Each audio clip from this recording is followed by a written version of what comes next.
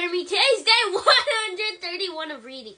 Today we're reading Harry Potter and the Prisoner of Azkaban.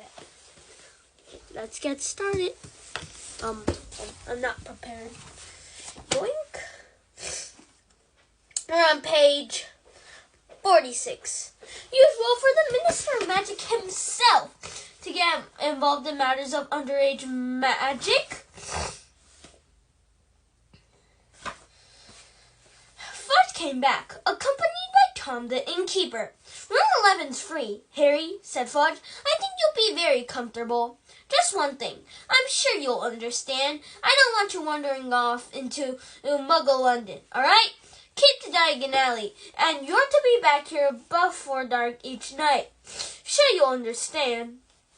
Tom will be keeping an eye on you for me. Okay, said Harry slowly. But what? Don't want to lose you again, do we? Said Fudge with a hearty laugh. No, best we know where you are. Fudge cleared his throat loudly and picked up his pinstriped cloak. Well, I'll be off. Plenty to do, you know. Have you had any luck with Black yet? Harry said.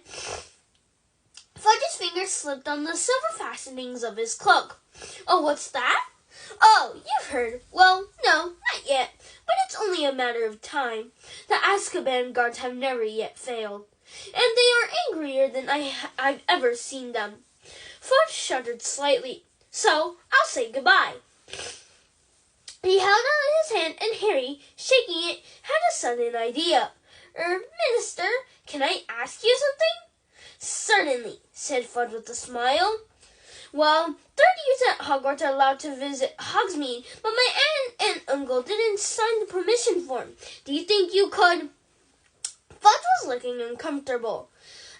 No, I'm very sorry, Harry, but as I'm not your parent or guardian, but you're the Minister of Magic, said Harry eagerly. If you gave me permission... No, I'm sorry, Harry, but rules are rules, said Fudge flatly. Perhaps you'll be able to visit Hogsmeade next year. In fact, I think it's best if you don't. Yes? Well, I'll be off. Enjoy your stay, Harry. And with the last smile and shake of Harry's hand, Fudge left the room. Tom now moved forward, beaming at Harry. Now, if you'll follow me, Mr. Potter, he said, I've already taken your things up. Harry followed Tom up a handsome wooden staircase to a door with the brass number 11 on it, which Tom unlocked and opened for him. Inside was a very comfortable-looking bed, some highly polished oak furniture, a cheerful, crackling fire, and perched on top of the wardrobe, Hedwig! Harry gasped. A snowy owl clicked her beak and fluttered down onto Harry's arm. Very smart owl you've got here, chuckled Tom. Tom arrived about 5 minutes after you did. If there's anything you need, Mr. Potter, don't hesitate to ask. He gave another bow and left. Harry sat on his bed for a long time, absent-mindedly stroking Hedwig. The sky outside the window was changing rapidly from deep, velvety blue to cold, steely gray, and then slowly to pink shot with gold. Harry could hardly believe that he'd left Privet Drive only a few hours ago, that he wasn't expelled, and that he was now facing 2 completely deservedly free weeks. It's been a very weird night, Hedwig, he yawned, and without even removing his glasses, he slipped back onto his pillows and fell asleep. Chapter 4. The Leaky Cauldron. It took Harry several days to get used to his strange new freedom. Never before had he been able to get up whenever he wanted or eat whatever he fancied. He could even go wherever he pleased as long as it was in Diagon Alley. And as long as this cobbled street was packed with the most fascinating wizarding shops in the world, Harry felt no desire to break his word to Fudge and stray back into the Muggle world. Harry ate breakfast each morning in the Leaky Cauldron, where he liked to watch the other guests. Funny little witches from the country up for a day's shopping, while venerable-looking wizards arguing over the latest article in Transfiguration Today, wild-looking warlocks, racist stores, and once we looked suspiciously smelling like a hag, ordered a plate of raw liver from behind a thick woolen balaclava. After breakfast, Harry would go out into the backyard, take out his wand, tap the third brick from the left above the trash bin, and stand back as the archway into Diagon Alley opened in the wall.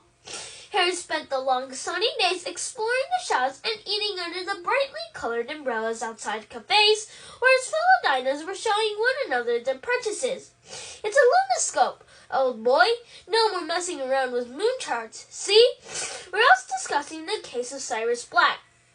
Personally, I won't let any of the children out alone until he's back in Azkaban. Harry didn't have to do his homework under the blankets by flashlight anymore.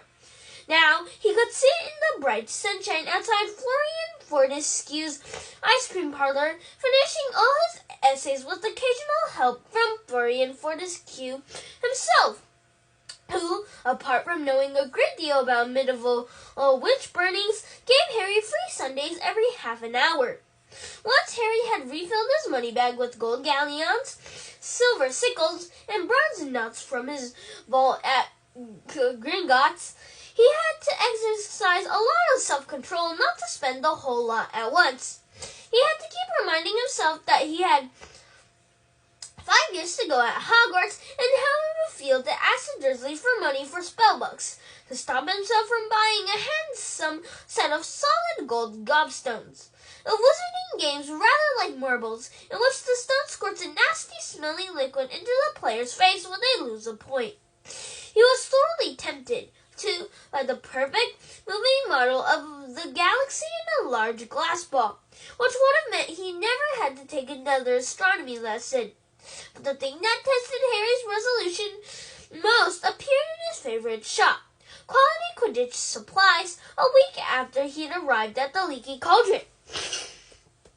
Curious to know what the crowd in the shop was staring at, Harry edged his way inside and squeezed in among the excited witches and wizards until he glimpsed the newly erected podium, on which was mounted the most magnificent broom he had ever seen in his life.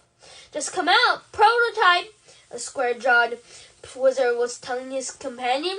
It's the fastest broom in the world, isn't it, Dad? Squeaked the boy younger than Harry, who was swinging off his father's arm.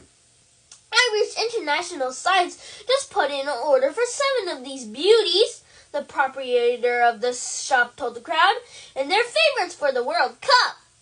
The large witch in front of Harry moved, and he was able to read the sign next to the broom. The Firebolt. The state-of-the-art racing broom sports a streamlined, superfine handle of ash, treated with diamond-hard polish and hand-numbered with its own registration number. Each individually selected birch twig in the broomtown has been honed to aerodynamic perfection, giving the Firebolt unsurpassable balance and pinpoint precision. The Firebolt has an acceleration of 150 miles an hour in 10 seconds and incorporates an unbreakable braking charm. Price on request. Price on request.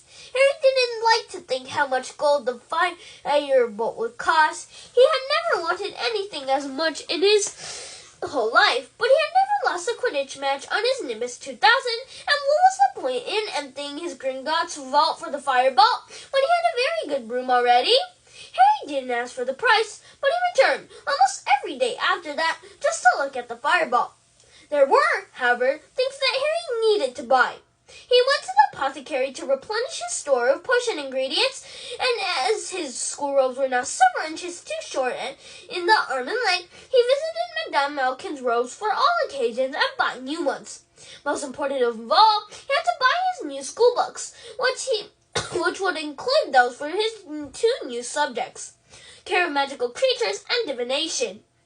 He got a surprise as he looked in at the bookshop window. Instead of the usual display of gold embossed spellbooks the size of paving slabs, there was a large iron cage behind the glass that held about 100 copies of the Monster Book of Monsters.